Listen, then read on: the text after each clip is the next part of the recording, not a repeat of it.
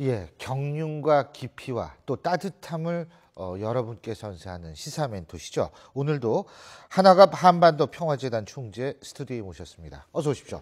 예, 안녕하십니까. 안녕하십니까. 예. 먼저 박상욱 대법관 청문회가 이제 열리기로 했다. 이게 예. 조금 전에 이제 전해졌는데, 이 청문회라는 게 문자 그대로 그 사람의 됨됨이를 국민에게 보여주는 거 아니에요. 자, 공직자로서 잘 맞는지 안 맞는지. 이걸 가지고 사전에 그렇게 싸울 이유가 있나 그런 생각이 들어요. 예? 기싸움이죠, 일종의. 여야 간에 말이죠. 예. 예, 야당은 한번 반대했으니까 예. 결국 어떤 구실을 붙여서든지 끝까지 반대해야 되는 예. 것이고, 여당은 그 야당의 반대가 잘못됐다고 생각하니까 끝까지 이 청문회를 관철해야 되는 입장이고, 그래서 기싸움하다가 그 합의가 됐다는데, 그럼 야당이 그렇게 합의해 준 거 아닙니까? 예. 그건 참 잘한 걸로 생각합니다. 예. 과거의 야당이 아니라 변화하는 야당이다. 그런 걸 보여준 것이고, 그 다음에 청문회도 그 사람의 잘잘못, 약점을 찾아내기 위한 것이 그 목적은 아니에요. 부수적으로 그런 것 나오고 그것이 나왔을 때 자격이 있냐 없냐의 판가름이 될 수도 있습니다. 그러나 본질은 그 사람이 그 업무를 집행할 능력이 있느냐, 예. 업무 수행할 수 있는 그러한 그 실력이 있느냐, 이걸 따지는 겁니다. 예. 그렇기 때문에 벌써 그 대법관 이 지명을 받고 말이죠. 예. 청문회 회부한 지가 벌써 여러 달 아닙니까? 그렇죠. 이렇게 됐다는 것은 우리 이 정치권이 그런 문제에 있어서 의무를 태만히 했다. 예. 이런 말이 되겠죠. 어쨌든 잘 됐습니다. 자, 그리고 또 하나는 뭐냐면 박근혜 대통령 얘기인데, 오늘 특보단 회의를 별도로 소집을 했다. 근데 수석비서관 회의에서 특보단이 아마 참가를 안 한 모양이에요. 그래서 이제 별도로 개최를 한 모양인데, 특보단의 역할을 강조했다라고 봐야 되나요? 예? 글쎄요, 오늘 저도 기사를 봤는데요. 예. 대통령이 참석을 안 하셨다고 그러더라고요. 그렇다면은 이 청와대 수석 회의는 늘 주재하셨는데, 예. 특보단 회의는 주재 안 하신 거예요. 예. 그만큼 이 특보단 회의하고 청와대 수석 회의는 격과 질이 다르다 이 말이 되는 겁니다. 그리고 이제 어떤 면에는 옥상옥이에요. 예.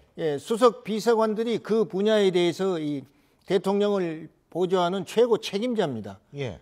그렇기 때문에 다른 특보단은 이제 이 정치 특보, 무슨 홍보 특보 이런 것은 있지만은 그 한계가 명확하지 않거든요. 그렇기 때문에 업무 분담이 명확하지 않다. 그 업무 분담에 있어서 그렇기 때문에 이 특보는 열심히 자기가 일을 찾아서 할 수도 있는 것이고 대통령의 명을 받들어서 수행할 수도 있는 것이지만 대개는 명을 받들어 수행해야 신이 나는 일을 합니다. 그래서 그런 면에 대통령이 직접 참여 안 하셨다는 것은 확실히 그 기구가 미안합니다만은 옥상옥이고 어정쩡하다. 없어도 충분히 청와대가 작동할 수 있는 그런 그 기구가 아닌가 그 생각을 합니다. 지금 이제 대표님이 그런 말씀하셨지만 사실은 그 정무특보단 같은 경우에는 지금 새누리당 내부에서도 여러 가지 논란이 있을 정도 아닙니까? 원래 정무특보나 정무장관 이런 분들은 뭐냐면 대야관계, 그죠?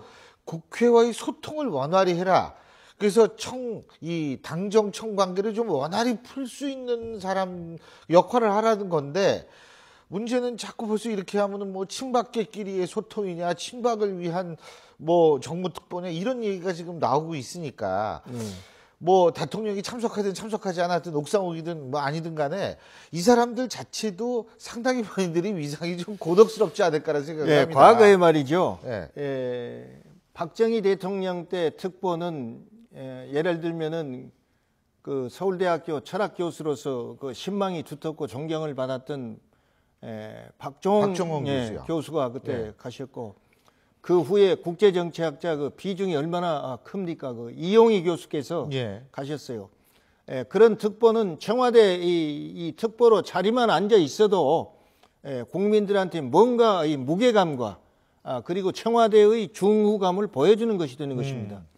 그런데 대단히 미안합니다만은 지금의 특보는 우리 국회의원들이 이제 지명받았어요.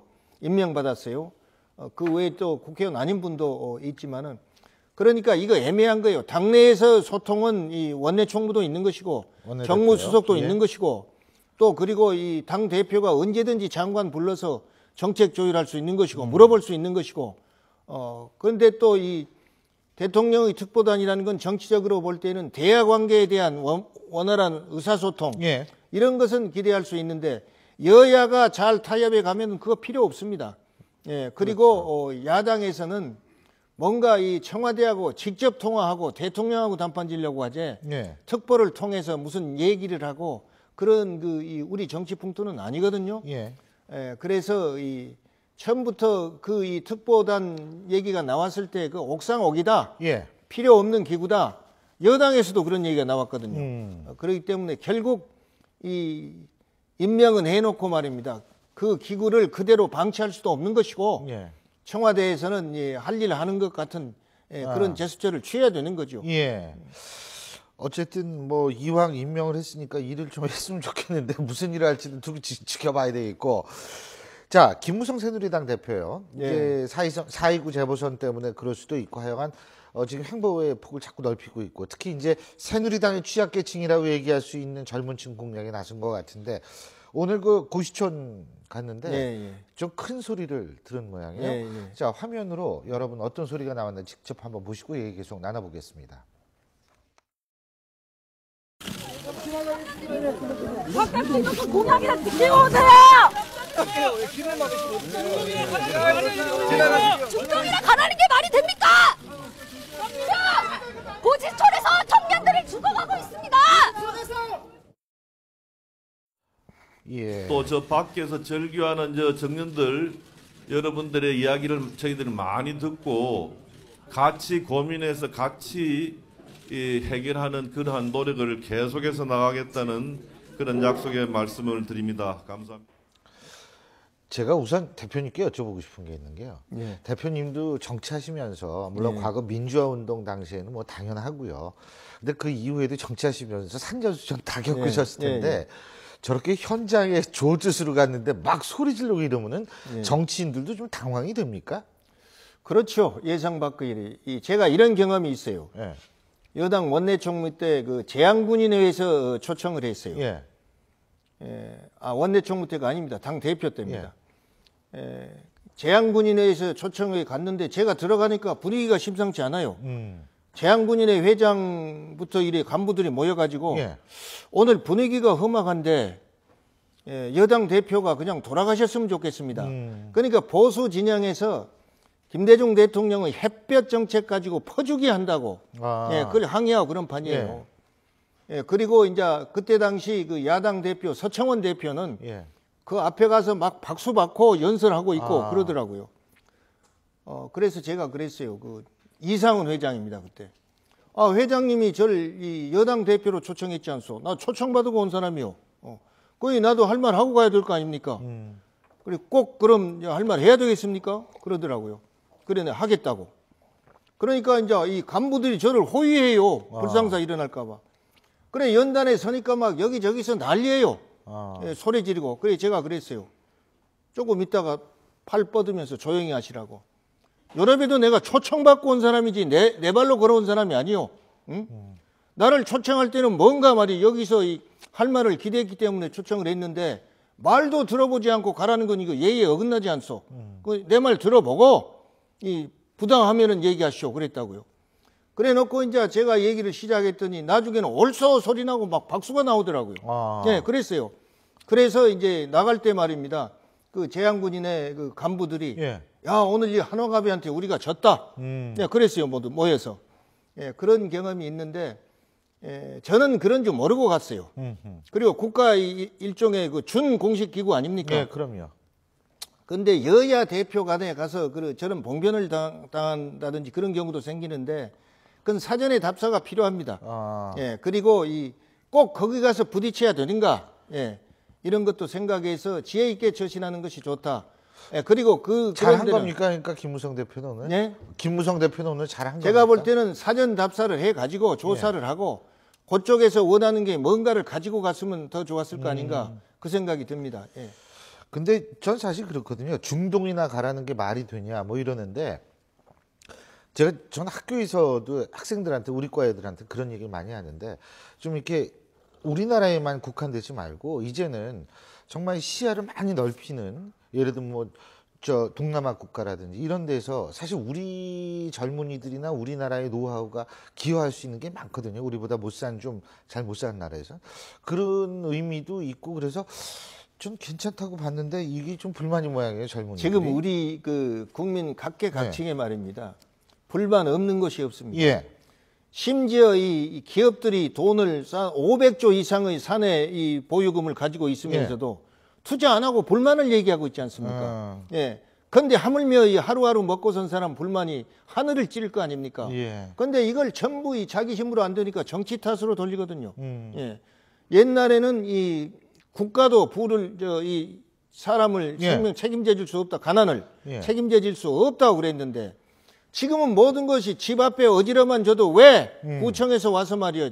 집 앞 안 쓸어주냐고 항의한 이런 판이에요. 그렇죠. 예, 그러니까 각자 이 국민들이 옛날식으로 국가를 위해서 얼마나 희생할 것인가 이 생각보다는 왜 국가가 나한테 안 해주냐 이걸 생각하거든요. 이런 사회이기 때문에 또 이 선거를 통해서 여야 간에 예. 이건 무슨 복지 전쟁 같은 것은 일종의 그냥 무상복지로 몰고 가는 예. 그런 거 스스로 자초했잖아요. 예. 그래 이건 정치가 잘못된 책임이 있는데 국민들이 볼 때는 그 잘못된 정치가 국민이 투표를 잘못해서 했다는 생각 못하고 정치가 계속 잘못하고 있다. 특히 여당이 정권 잡고 잘못하고 있다. 이런 생각을 알겠습니다. 하니까 그런 불상사가 생긴 것 같아요.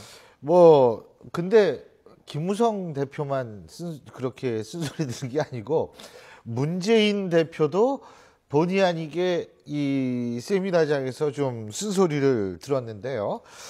문재인 대표 과연 박승전 한은총재 조윤지 서강대 교수와 가진 기자간담회에서 어떤 쓴소리를 들었는지 역시 화면으로 만나보시죠. 정부 하는 일 가운데 옳은 일은 통 크게 협조했으면 좋겠다. 구체적인 예를 들면 공무원 연금 개혁입니다. 야당에서 이 개혁에 소극적인 것 같은 인상을 국민에게 주는 것은 이건 바람직하지 않다. 실패한 기존의 경제 정책을 답습하면서 금리 인하라든지 또 정부가 주도해서 돈을 푸는 그런 단기 부양 체계만 기대를 걸고 있는 형국입니다. 우리 정부의 안이한 인식이 우리 경제 전망을 더 암담하게 하고 있다고 생각합니다. 예. 뭐 박승 교수죠. 사실은 박승 교수님 같은 경우에는 뭐 경제학과 교수 출신이고 또 하는 총재도 지내셨지만 아무래도 보는 시야가 또 이 오랜 경륜과 함께 좀 넓으셔가지고 저런 그 표현은요. 국민들이 입장에서 볼 때는 그 국민이 원하는 소리를 말하고 있는 것 같지만은 야당 입장에서 볼 때는 여당 편이라고 생각합니다. 그래 문제인데 보십시다. 저는 최근에 그런 걸 느껴요. 경제 지금 재정경제부 장관이라고 그러지요. 부총리. 또 청와대에서 대통령이 이 기업 총수들 모아놓고 투자 좀 해주라고 그랬지 않습니까? 그러다가 투자 안 한다고 이 사내 이 유보금에 대해서 이 투자 안 하면 세금을 내겠다고 그랬어요. 매기겠다고. 그러다가 나중에는 일자리 좀 만들어주라고 그랬어요. 근데 이제 이 경제 단체장들이 모여가지고 뭐라 하겠습니까? 우리를 이렇게 압박하면 우리는 사람 안 뽑겠다 그랬어요. 그 다음에 또 증세한다니까 증세 안 된다고 이랬습니다.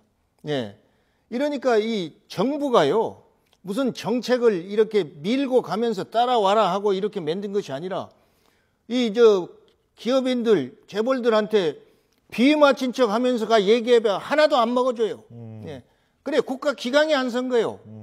그런데 하물며 이제 힘있고 돈 있는 사람들이 말입니다. 우리는 우리 마음대로 하겠다 이러고 국가 기강 무시해 버리는데 일반 서민들이 이 정부에 대해서 말은 못하지만은 국가 기강 세워준다고 협조해 주겠습니까? 그리고 야당은 말이죠. 언제나 반사이득을 봅니다. 그러니까 이 정부에 대해서 반대하면 거기 편성을 해요. 아, 그러면 안 된다고. 정부 하는 일이 이런 건 옳고 저런 건 잘못된 거니까 저것을 고치라 하자. 이렇게 나와야 그게 충성스러운 야당인데 그게 아니에요. 아, 당신들 얘기 맞단 말이야. 우리가 앞장서서 규탄할 테니까 같이 규탄하자. 예. 이렇게 나오거든요. 그러니까 여당도 그런 걸 알고 야당의 그러한 뭐라 할까 이 정치 행태를 차단할 수 있는 그런 지혜가 필요합니다. 그러니까 정책을 하나 실행에 옮기더라도 말이죠. 이건 국민 전체가 박수는 못 보내도 예. 적어도 과반수 이상이 이 정책이 국민을 위해서 옳은 정책이다. 이걸 내세워야 돼요. 그런데 금년 들어서도 말입니다. 박근혜 정부 시작 3년째인데 세금 나눠주는 거 뭐라고 합니까? 그런 것도 그렇고 지금 얼마나 막 시행착오를 범하고 있습니까? 예. 공무원 연금 시작하고 안 한다 하다 또 하고 말이요. 그것도 예, 야당이 이런 것이 아직 대안은 안 내놓고 예, 있죠. 야당 보고 말이에요. 예. 왜 협조 안 하냐 이렇게만 말할 수 없는 겁니다. 여당이 똑똑해야 됩니다. 그래야 똑똑한 야당을 가질 수 있어요. 근데요, 공무원 연금 개혁 같은 경우에는 정부안을 내놓으면 야당도 야당안을 내놓겠다 그러는데 먼저 내놓을 수도 있는 거 아닙니까? 아, 그렇죠. 예? 내놓을 수 있고 안이 나와야 대화가 된 거예요. 왜냐하면 절충하니까. 절충이 돼야 되는데 협상이 되니까. 정부안 내놔야지 우리도 내놓는다. 그래서 이게요. 그리고 예. 정말 나라를 걱정한 국민들이 볼 때는 응당해야 될 일도 안 하고 도대체 이 판이 이대로 가서 나라 발전이 있겠느냐? 이거 정말 싹 쓸어버리고 새로 출발해야 되지 않느냐? 심지어 이런 불만까지 얘기한 사람들이 있어요.